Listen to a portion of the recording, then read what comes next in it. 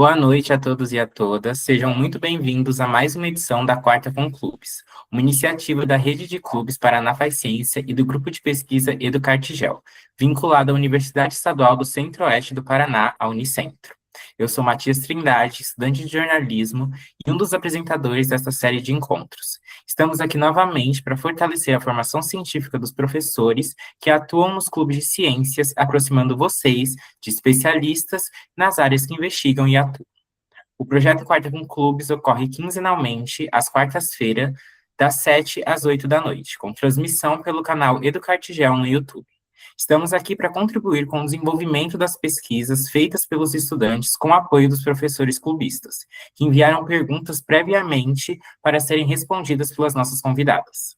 Hoje, ao meu lado, está a orientadora pedagógica Érica Lima, mestrando em Biologia, que nos acompanhará nessa mediação. Boa noite, Érica. Boa noite, Matias. Boa noite à nossa convidada e a todos que estão junto com nós na live. O tema de hoje é de grande valia tanto para os professores quanto para os alunos clubistas, escrita científica. A nossa convidada mais que especial de hoje é a doutora e mestre em Ciências Biológicas da Universidade Estadual de Maringá, Débora de Mello Gonçalves Santana. Ela também é assessora da Fundação Araucária e articuladora do NAP Paraná Faz Ciência. Boa noite, professora. Boa noite a todas as pessoas que estão nos assistindo, boa noite a vocês também, é uma satisfação estar aqui. Seja muito bem-vinda à Quarta com Clubes, muito obrigado por aceitar esse convite, e agora você pode ficar à vontade para fazer a apresentação e contextualizar o tema no primeiro bloco desta live.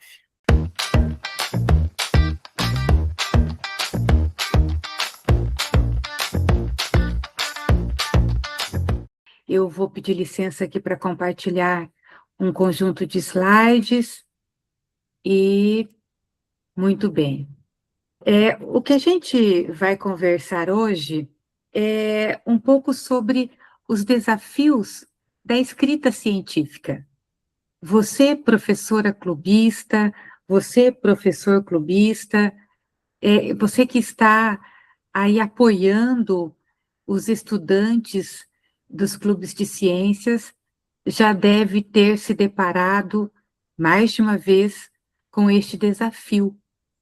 O desafio do registro, o desafio da escrita, o desafio da redação científica.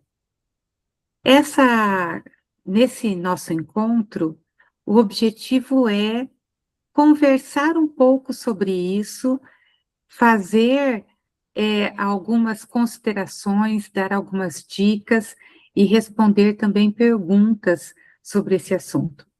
Você que está lá todo dia, toda semana com o Clube de Ciências, certamente tem ali os seus enfrentamentos e seus estudantes têm dúvidas que você é responsável por sanar.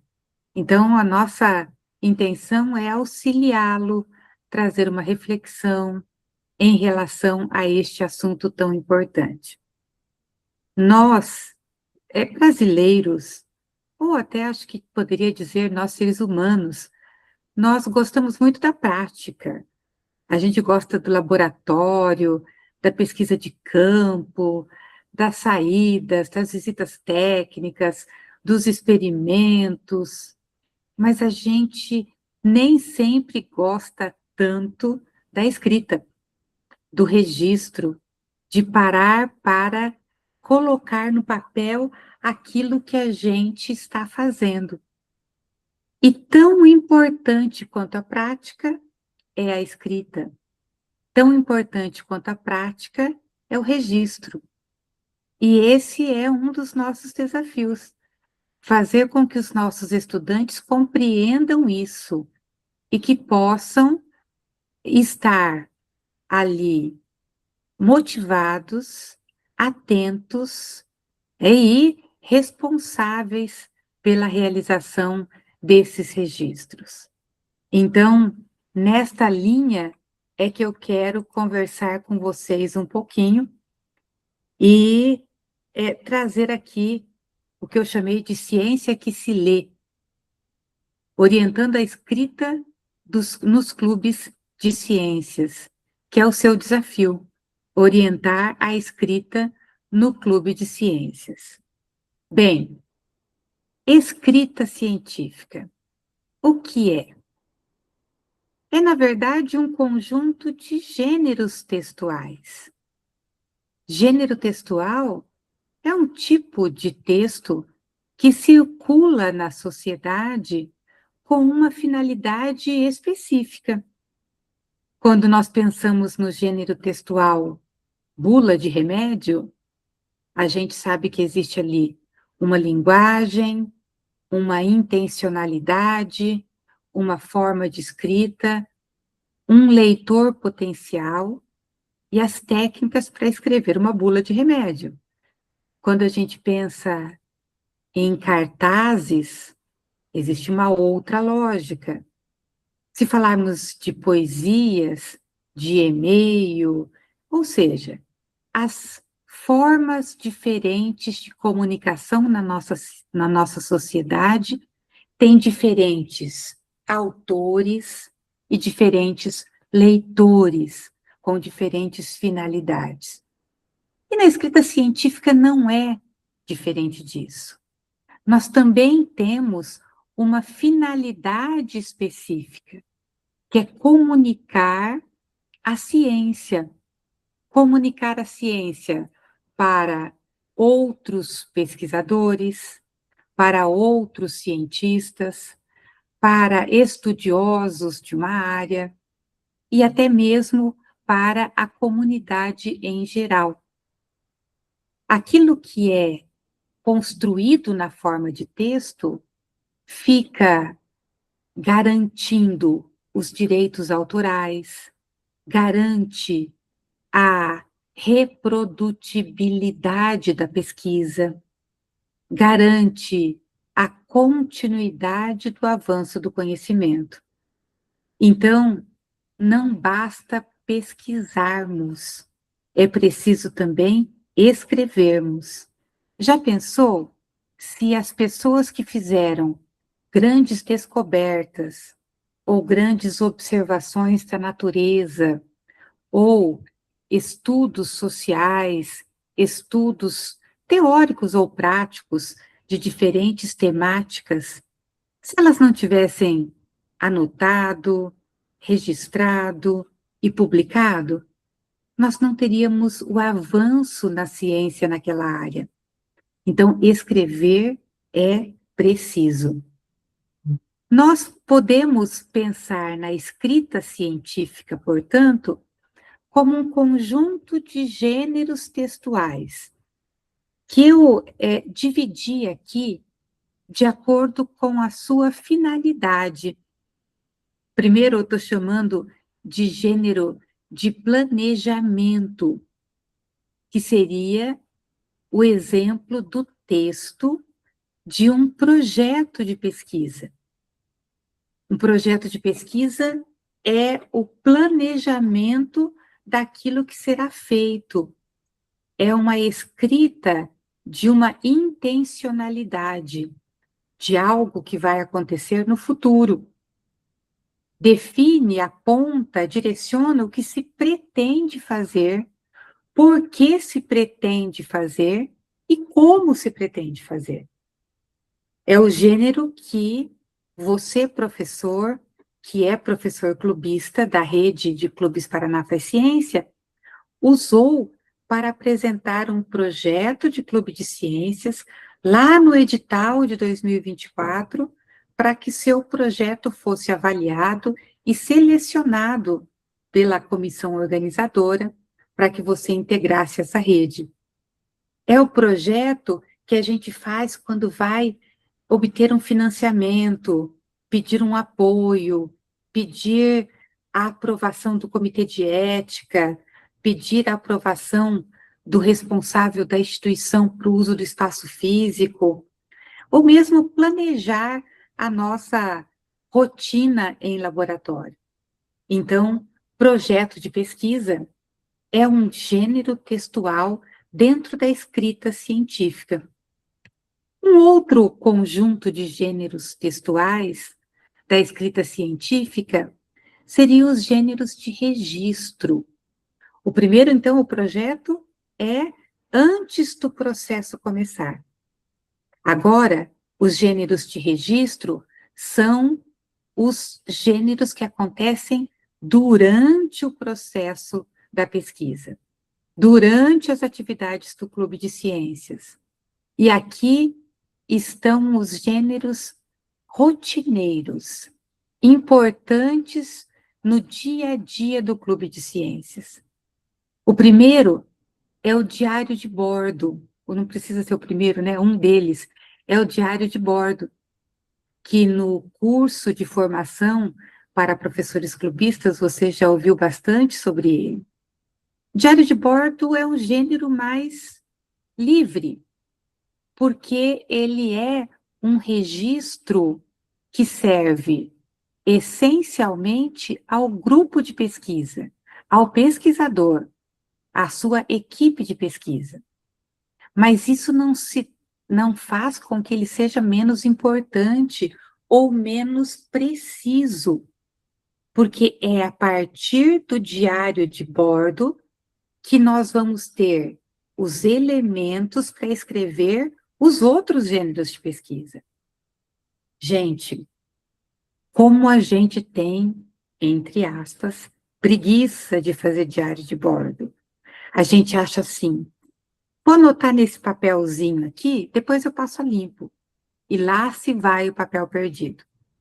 Vou anotar mentalmente, ou no arquivo do computador, depois eu transporto para o caderno, ou depois eu coloco no diário de bordo digital, se for o caso. E lá se vai o arquivo. E lá se vai a memória. Então, o diário de bordo não tem aquele rigor metodológico de linguagem, porque ele mistura narrativa, descrição, colagens literalmente, fotografias, rascunhos, anotações, extrato de um equipamento, caso você tenha usado alguma máquina, enfim, aquilo que foi feito no dia a dia. Esse gênero é ali a memória bruta da pesquisa. Não tem a grande preocupação do rigor metodológico da escrita, mas tem a grande preocupação do rigor metodológico da precisão das informações, da totalidade das informações. É melhor que as informações estejam em excesso no diário de bordo do que na falta. Então, ali a gente precisa escrever tudo. O segundo tipo de registro, de gênero textual de processo, é o protocolo experimental. O protocolo experimental é o que foi feito. É como se fosse, entre aspas, uma receita. A receita de procedimentos.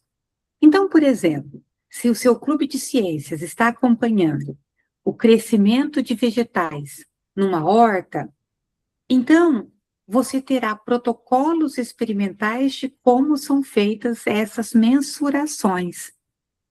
Então, algo do tipo, utilize fita métrica, ou utilize régua milimetrada, colha o vegetal, a folha de alface, estique a folha de alface sobre um papel, mensure do pecíolo ali do cabinho da folha até o ápice da folha. A descrição de passo a passo do que precisa ser feito. Isso é um roteiro das atividades práticas que são desenvolvidas no Clube de Ciências. Isso vai depois estar descrito como ele foi seguido lá no diário de bordo.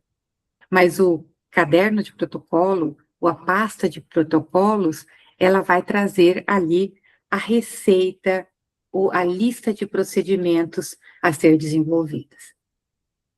O terceiro grupo de gêneros textuais de escrita científica são aqueles relacionados à divulgação e à avaliação. E aqui estão os textos que nós escrevemos para outros, nós escrevemos para uso externo ao clube.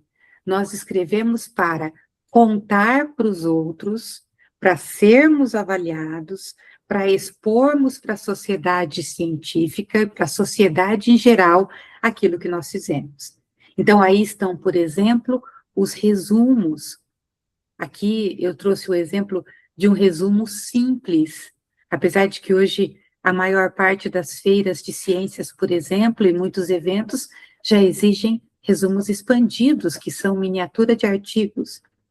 Um resumo simples seria um resumo que sumariza o trabalho como um todo. É o que mais é lido, né? Porque traz ali um apanhado geral de tudo que foi feito. Mas está ali também o relatório de pesquisa. Quando nós temos que prestar contas, quando você vai encerrar uma etapa de pesquisa, quando você vai mandar até para um evento como uma feira de ciências, você vai apresentar o relatório, que é um gênero que segue uma estrutura parecida com a do artigo científico, que envolve introdução, metodologia, ou material e métodos, ou percurso metodológico, resultados, discussão e conclusão, normalmente. Então, esse relatório, ele traz ali, organizadamente, com linguagem técnica, todos os passos do que foi observado, a interpretação dessas observações e a conclusão dessas observações. Aqui no meu slide está faltando a palavra conclusão. Por quê? Porque em algumas áreas de conhecimento, a conclusão está no final da discussão. Então, é muito comum, em algumas áreas de conhecimento, tanto no relatório de pesquisa, quanto no artigo científico, a conclusão estar embutida na discussão. Mas se na sua área isso não é o comum, então entenda que ali depois da discussão está a conclusão. O artigo científico é um refinamento, um texto melhorado e resumido do relatório de pesquisa. Geralmente, relatório de pesquisa não tem limite de páginas, ninguém fica muito preocupado com a quantidade de gráficos, de tabelas, de figuras, com o número de páginas que está sendo colocado. Então, a gente tem um pouco mais de liberdade no texto do relatório. Já no artigo científico, não. Nós seguimos as normas de uma revista, nós seguimos as orientações de uma publicação periódica, e ali nós temos um rigor do número de páginas, em alguns casos, do número de tabelas, do número de figuras, e do número de referências, e isso faz com que a gente tenha ali um texto resumido em relação ao relatório. E os pôsteres, ou os banners científicos, que também é um texto multimediático, multimodal, que inclui não só o texto escrito, mas também ilustrações, gráficos, fotos, né, ali nas ilustrações, fluxogramas, desenhos, né, e plantas, algo que possa auxiliar numa comunicação que facilite a leitura rápida e resumida do nosso trabalho. Então, a escrita científica é uma escrita do processo de pesquisa, desde o seu planejamento, a sua realização e a sua apresentação. E o seu desafio é captar ali na ânsia do seu estudante a energia necessária para que ele registre. Eu quero contar para vocês que eu sou professora da Universidade Estadual de Maringá, como já fui apresentada, e trabalho no MUD, no Museu Dinâmico Interdisciplinar da UEM. E lá no MUD nós também temos um clube de ciências. Nós começamos este ano, é um clube de ciências para estudantes com altas habilidades e reúne-se uma vez por semana ali no ambiente do próprio Museu de Ciências. É um clube voltado para a área de biociências, porque nós temos ali uma parceria com a pós-graduação dessa área. Então, de certo modo, eu estou como uma das coordenadoras, uma das professoras desse clube, vivendo na prática o que você também está vivendo. E os nossos estudantes têm de 9 a 12 anos. E ali tem 2 fotinhos deles. E eles têm o seu caderninho de bordo. E ali eles estão registrando, desenvolvendo atividades, mas não é tão simples assim. Porque eles querem mesmo é correr. Eles querem mesmo é brincar. Eles querem mesmo é fazer experimento.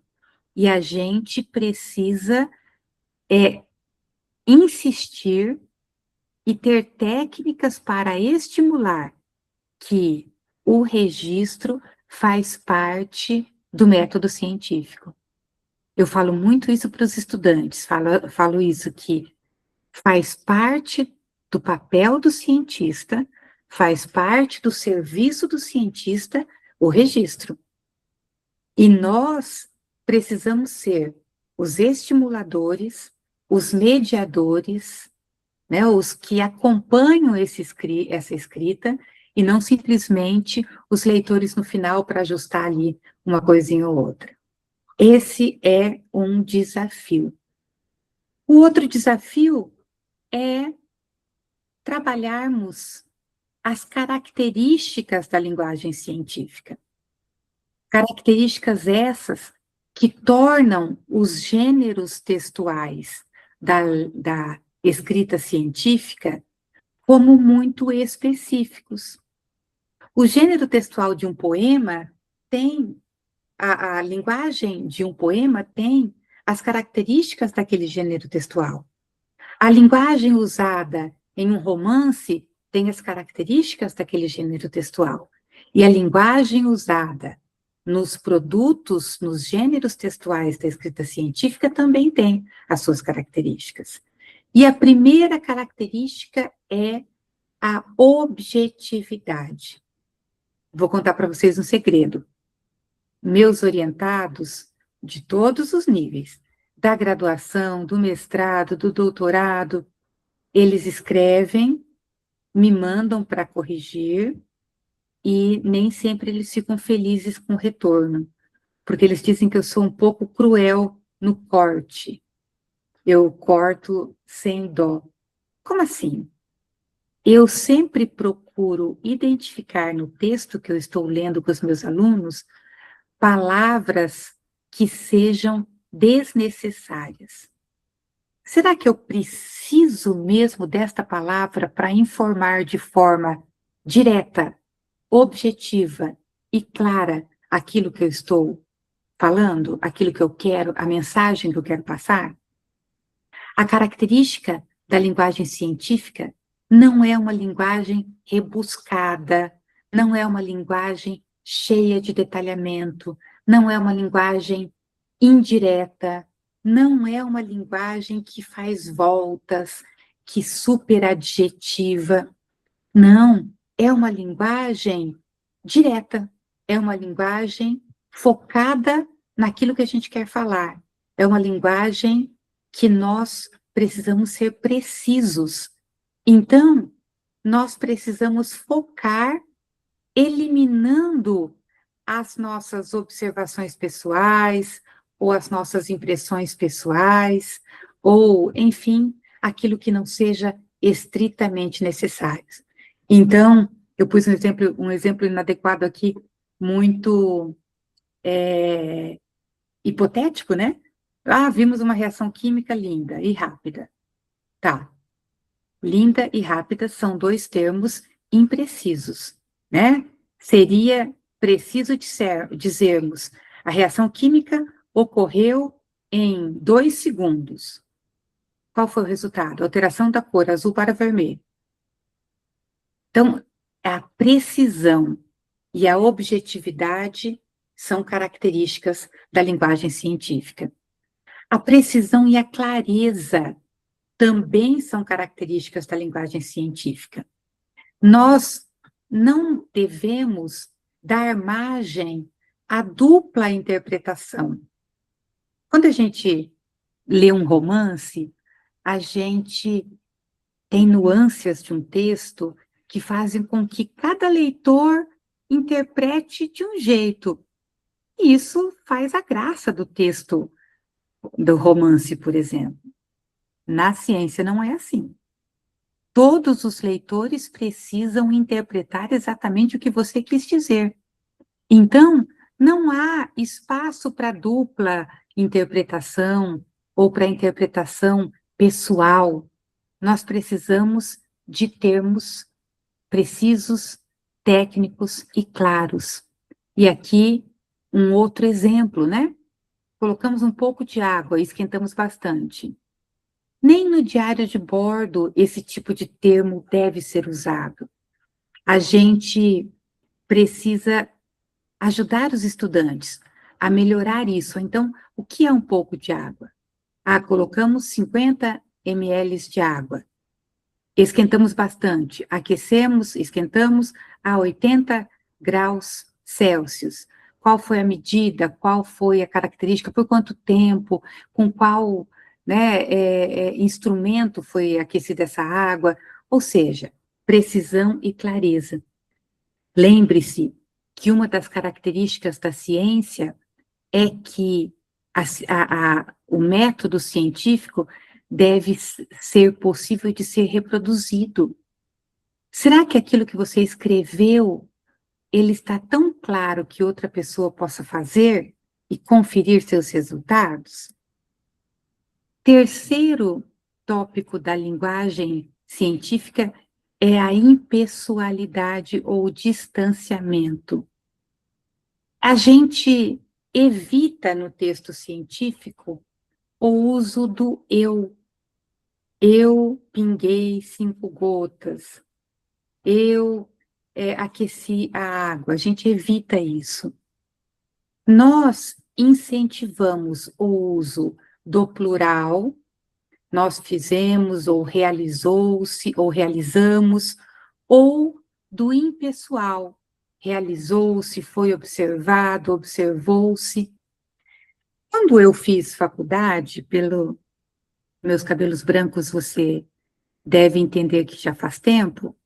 Quando eu fiz mestrado, doutorado, também já faz tempo.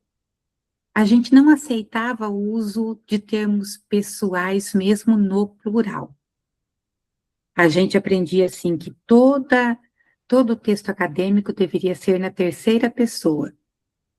Realizou-se, observou-se, avaliou-se, ou foi avaliado.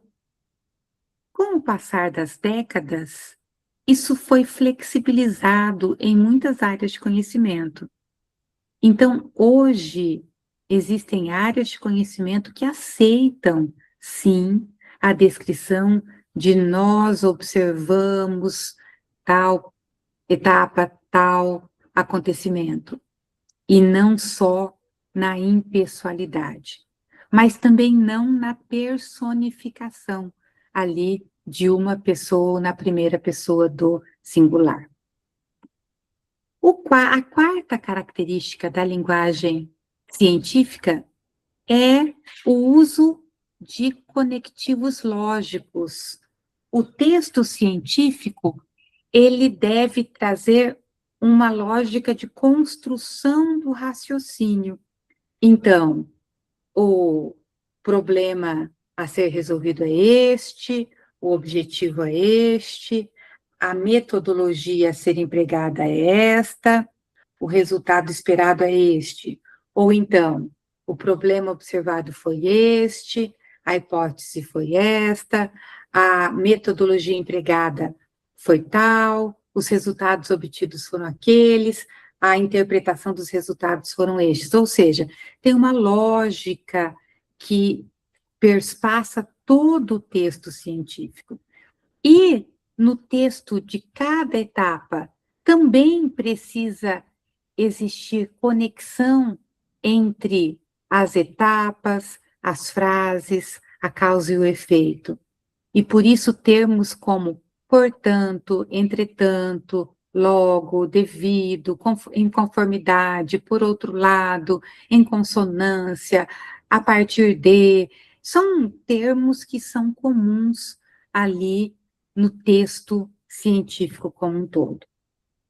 E a padronização ou a normatização. A escrita científica, ela segue regras. Então, se nós estamos falando de um projeto de pesquisa, ou de um relatório de pesquisa, ou de um resumo a ser apresentado para uma feira de ciências, nós temos as regras próprias, como, por exemplo, as normas da ABNT, Associação Brasileira de Normas Técnicas. Dentre as normas, ou a padronização, está também o cuidado da citação dos autores. Na ciência, na escrita científica, nós temos o cuidado de não atribuir a nós a autoria de um texto científico de uma outra pessoa, de não atribuir a nós o texto, os achados, o raciocínio, os dados de uma pesquisa realizada por outros. Isso é um cuidado a ser observado. Então, existem normas para a citação dos outros autores, norma de como dar crédito aos outros autores, normas se a citação é direta ou indireta, né? Forma de organizar tabelas, quadros, figuras, formas de apresentar as referências bibliográficas. Então, estes são elementos comuns ali para o desenvolvimento da escritura do texto científico, dos diferentes gêneros do texto científico, né, que nós abordamos aqui há pouco. Eu estou de olho aqui do lado, gente, no meu cronômetro, né, porque eu tenho também o desafio de um tempo a cumprir. Então, eu quis, nesse primeiro momento, fazer uma introdução sobre os principais gêneros textuais que você está desafiado com seus estudantes para produzir, e também as principais características da linguagem e da escrita científica.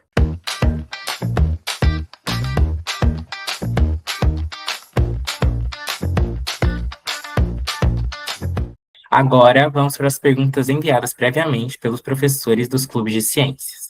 A primeira pergunta, ela fala um pouco sobre os gêneros textuais, que você abordou no começo. A pergunta é, por onde começar? Quais gêneros textuais são mais adequados para iniciar a escrita científica com os alunos? Relatório, diário de bordo, artigo ou resumo expandido? Olha, eu recomendo que comece pelo diário de bordo. E o diário de bordo... eu sei que alguns de vocês no Clube de Ciências desenvolvem vários projetos ao mesmo tempo, né? Ali organizam o Clube de Ciências baseado em vários, organizado em vários projetos. Então, é importante que cada projeto tenha o seu diário de bordo, para que não misture ali as informações de projetos diferentes. Então, começar por onde? Começar pelo diário de bordo. É ali que vai se desenvolver o hábito da escrita, o hábito do registro, a organização da linguagem, das frases, a construção das tabelas. E o diário de bordo, por ser um documento mais interno, ele vai ter erros, rabiscos, acertos. Então, ali você tem a liberdade para fazer e refazer a escrita inicial da sua turma. Então, recomendo que você comece pelo diário de bordo. Professora, próxima pergunta. Como engajar os alunos na construção da escrita científica, incluindo a produção de resumos para feiras científicas? Então, o engajamento, ele é uma progressão também, né? Não é aquilo que é o mais atrativo no clube, mas é algo que precisa ser valorizado por você, professor, garantindo, assim, um estímulo para que o estudante faça. Eu penso em diferentes formas. Por exemplo, eu vi nas apresentações de vocês que alguns clubes de ciências se organizaram assim, funções diferentes para grupos de alunos. Então, em alguns clubes de ciências, eu encontrei grupo de redatores, por exemplo, ou secretaria, ou algum outro termo que reúne ali alguns estudantes da turma, do clube, como responsáveis pelo registro. Essa é uma forma. Você identificar aqueles que têm maior dedicação, ou aptidão, habilidade, ou mesmo fazer funções rotativas no clube, mas que existam alguns que estão atentos. Eles sabem que a função deles é o registro, então eles estão observando para registrar, e eles têm essa responsabilidade. Então, esta é uma forma que costuma funcionar bem, seja essa função, a função do registro, seja de um grupo específico ou seja rotativa. No dia de hoje, os responsáveis pelo registro são esses. Uma forma de engajar também é você mostrar o futuro. Como assim?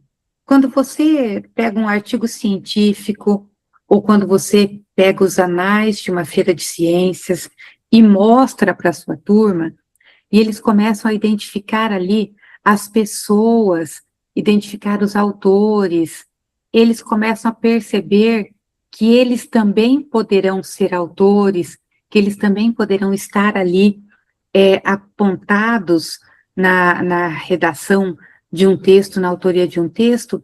Isso começa a trazer o desejo, né, o comprometimento para isso. Então, é uma forma interessante para o engajamento. Professora, quais estratégias podem ser usadas em clubes de ciências para integrar as atividades práticas com a escrita científica? Precisa fazer parte do processo. Então, eu já dei exemplo da construção do diário de bordo. Mas agora pensando em outros textos, como, por exemplo, resumos ou relatórios, né? A ideia é que você deixe tempo para a construção de trechos. Então, por exemplo, a gente fez uma coleta de dados ou uma observação, e o produto envolveu fotografia. Então, nós vamos ter que parar e deixar tempo para a avaliação e a descrição desta fotografia. O conjunto, o experimento deu ali uma série de anotações numéricas. Então, agora eu preciso de tempo para transformar isso em uma tabela completa. E isso, professores queridos, eu quero que vocês saibam que a gente faz até com mestrado, com doutorado, dessa forma. Então, vamos construir uma tabela. Constrói a tabela de um jeito. Ela está fácil de ser lida? Vamos inverter a posição da tabela, inverter as colunas e as linhas, ficou melhor dessa forma? Agora vamos construir a legenda da tabela, vamos construir o rodapé da tabela, vamos descrever a tabela. Então, é preciso ter tempo e ir fazendo por etapas. Eu gosto muito de começar a escrita de um texto como um resumo expandido ou um artigo científico pela metodologia. Quando a gente já está com o trabalho em andamento, ou quando a gente já está com os resultados obtidos, escrever a metodologia, para mim, é sempre uma etapa mais fácil. Por quê? Porque é muito direto. É contar o que foi feito, com precisão e linguagem científica. Então, fazer a metodologia e depois, na mesma sequência que foi feita a metodologia, fazer os resultados. Então, as plantas foram pesadas.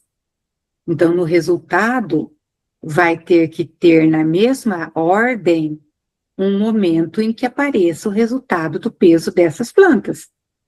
Uma tabela, um quadro, uma descrição.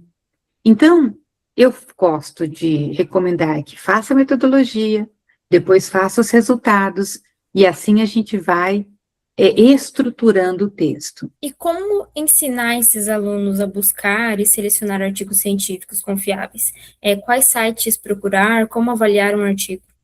É importante a gente trabalhar com os estudantes a noção de que tipo de texto é confiável, né? As fontes científicas. O que a gente vê hoje? As pessoas assistem um vídeo no Instagram, no TikTok, e aquilo vira lei, né? Ou o achado científico é um vídeo de 15 segundos. A gente pode até usar isso para divulgação científica, mas isso não é um texto científico. Isso não traz o resultado, ou o experimento, ou o achado de forma segura e confiável. Então, primeiro é preciso que os estudantes entendam esses gêneros. O que é o artigo científico, o que é uma monografia, o que é um artigo de divulgação científica, o que é o texto de um livro. E aí ele comece a compreender o que são textos cientificamente confiáveis e não confiáveis. Para que entendam que observar as redes sociais, ou blogs, ou sites diversos, fazem parte da sua rotina, da sua curiosidade, mas não devem fazer parte da escolha de textos a serem citados como fonte bibliográfica.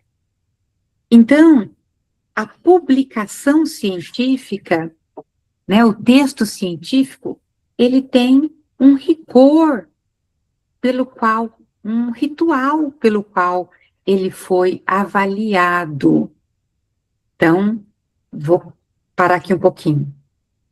O texto científico, que deve ser a fonte científica, é um tipo de publicação que passou por avaliação, por revisão, pela leitura de outros cientistas. Então, quais seriam os gêneros textuais que passaram por esse rigor? Ser lido, relido, avaliado. É como se tivesse que defender aquele texto numa banca, que nem sempre é presencial ou virtual, ou é síncrona, mas que acontece na leitura daquele texto. Então, o artigo científico é um texto com esta característica, os livros técnicos têm esta característica, os resumos expandidos têm essas características, e os textos que não têm essas características, como blog, redes sociais e sites, eles podem expressar unicamente a opinião de uma pessoa. Então, antigamente a gente falaria assim, o papel aceita tudo. Hoje eu posso dizer assim, a internet aceita tudo.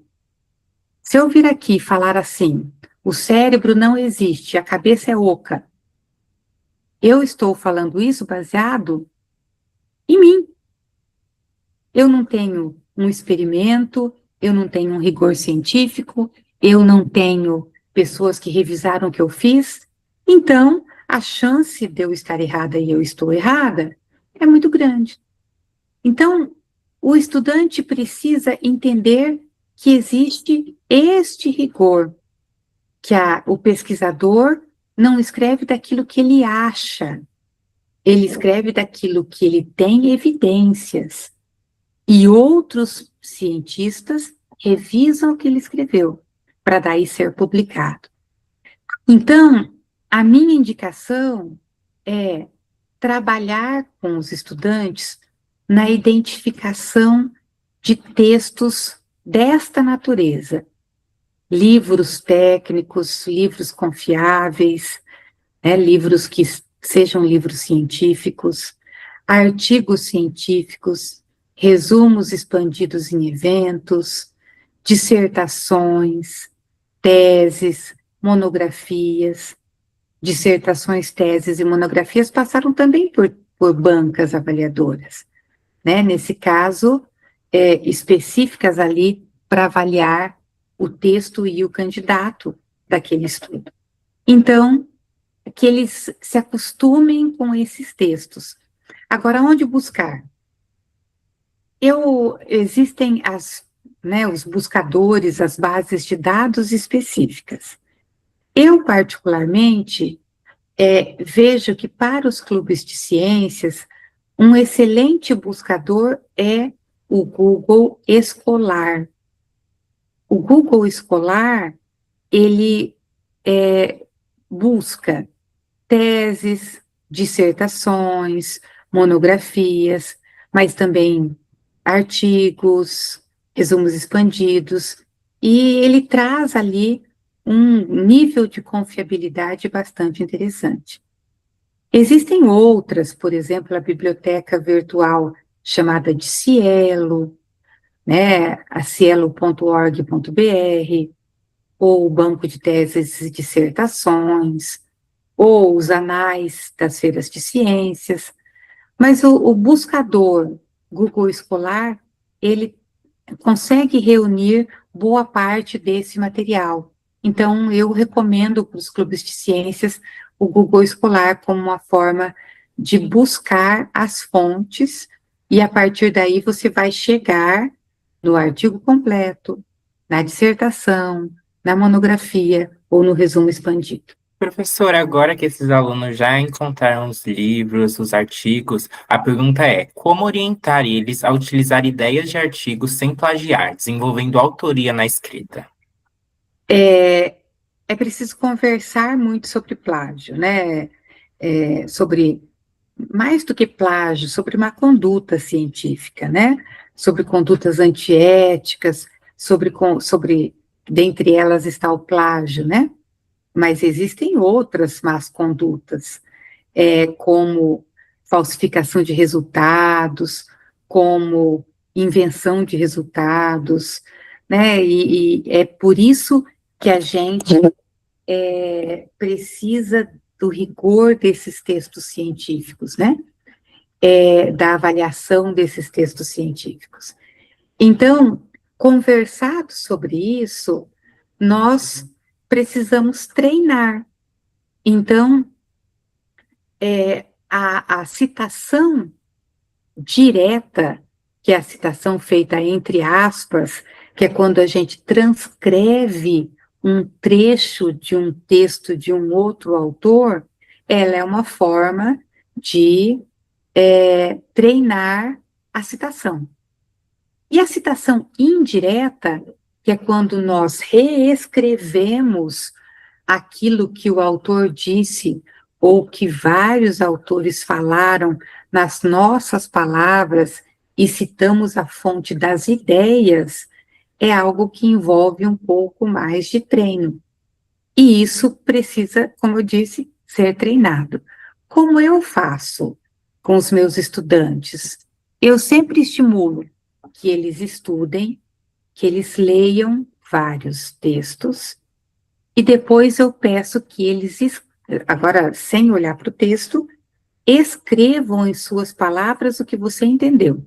Então, você leu 2, 3 autores que falam sobre aquilo, você compreendeu, incorporou aquela informação, e agora, nas suas palavras, claro, nas suas palavras científicas, escreva o que entendeu sobre isso. E aí a gente tem um texto autoral baseado em autores que precisam ser citados, né? Então, você reescreve, mas cita os autores que te deram as ideias, os dados, a informação daquilo que não é domínio comum, que precisa ser citado. Então, eu acho que esta é uma forma interessante que precisa ser treinada, corrigida, né, refeita, reescrita, até a gente ir desenvolvendo técnicas para essa finalidade. E quais são os principais erros que os estudantes iniciantes cometem na escrita científica? E como evitá-los desde o início? São muitas possibilidades de erros, né? Uma possibilidade é a apropriação do texto do outro, né? Então, é copiar sem citar fonte, ou escrever nas suas palavras a ideia do outro sem citar fontes. Isso é plágio. Então, isso precisa ser combatido. Mas existe o risco, né, a falha, que é não ser preciso, né, que é não detalhar aquilo que foi feito, e que eu falei um pouco ali na minha fala, que é ser genérico demais, né, ou ser redundante demais. Então, às vezes, a gente começa a aprender a escrever por frases. Então, né, o estudante não vai começar escrevendo um texto, um resumo expandido. Ele vai começar escrevendo 2 frases, e a gente vai trabalhar com aquelas frases, né, corrigir as frases, ou ele vai treinar escrevendo a legenda da tabela, ou a descrição do experimento, né, e a gente vai de pedacinho em pedacinho corrigindo. Isso eu acho que é a minha principal dica para ajudá-los desde o começo na melhora da escrita. Professora, agora a gente vai para a última pergunta, que é: de que forma a escrita científica pode contribuir para o desenvolvimento do pensamento crítico e da autonomia dos estudantes na educação básica? Linguagem e pensamento estão completamente correlacionados, né? Quando a gente precisa escrever, a gente precisa organizar as nossas ideias e os nossos pensamentos. Então, o fato de colocar em palavras as ideias, ou colocar em palavras os pensamentos, nós já estamos ordenando-os. Isso vale para tudo na vida, né? Quando a gente faz uma agenda, eu tenho uma lista de tarefas aqui, tá aqui, minha lista de tarefas dessa semana, um papelzinho feiozinho, aqui é uma lista de coisas para fazer. Quando eu coloco no papel, ou podia ser no computador, né, gente? Eu que faço à mão ainda. A gente está ordenando os nossos pensamentos, organizando. Então, isso é essencial para a organização mental do estudante, né? Que às vezes ele não vai começar com um texto, mas ele vai começar com tópicos, com palavras, com frases, e aos poucos isso vai se conduzindo no texto. Eu queria contar para você, professor, professora, também outras práticas que eu faço. Por exemplo, quando a gente lê um artigo. Imagine que você tem um artigo interessante para trabalhar com seus alunos. Eu gosto de tampar parte do texto. Então, imagine assim, que você vai ler hoje com os alunos o título, o resumo e as palavras-chave de um artigo, tá lá. Então, eu, por exemplo, tampo as palavras-chave. E aí os alunos leem o título, o resumo, e eles é que têm que propor palavras-chave. É uma forma de ensiná-los a escrever palavras-chave e de extrair o essencial daquele resumo. Ou então, nós vamos ler um artigo, mas aí eu tampo o resumo do artigo. E aí, a gente trabalha um pouco sobre o que é o resumo. O resumo tem que responder ali, em poucas palavras, o resumo precisa responder o que foi feito, qual o objetivo, o que foi feito, o que foi encontrado e a conclusão. Então, a gente lista essas perguntas, a gente costuma dizer ali 4 ou 5 perguntas que têm que ser respondidas no objetivo. A turma ou o aluno lê o artigo e aí eles têm como tarefa escrever o resumo, respondendo o que foi feito, o que foi encontrado, qual a conclusão, em poucas frases. E depois eu mostro o resumo verdadeiro, para que eles comparem o seu texto. É uma forma muito simples que ajuda o estudante a treinar. Outras vezes eu tampo o título. Então, o aluno lê o resumo, ou lê o artigo inteiro, e agora ele tem que inventar um título, usando linguagem científica. Às vezes, os títulos deles saem melhor do que o título do artigo. Ou então, ele tem que sugerir 2, 3 propostas de título para treinar o que deve constar num título. O mesmo eu faço com tabela. Então, aqui está vamos olhar a tabela do artigo. E aí, eu tampo o título da tabela. E agora, você, aluno, vai escrever o título dessa tabela. Então, são formas da gente ir trabalhando com pílulas, com pequenos trechinhos que o estudante vai treinando a escrever. Então, veja, num dia ele escreve as palavras-chave, não são frases, são palavras. No outro dia, ele escreve o título, o cabeçalho da tabela. No outro dia, ele escreve uma sugestão de título para o texto. No outro dia, ele escreve o resumo. E assim ele vai se apropriando não só das etapas do artigo científico, né, das partes do artigo científico, do relatório de pesquisa, mas ele vai colocando em prática, devagarinho, ali como escrever pequenos trechos. Então, isso é uma dica que eu queria deixar também, que eu uso principalmente com a iniciação científica na graduação, e que dá para usar também com a iniciação científica na educação básica.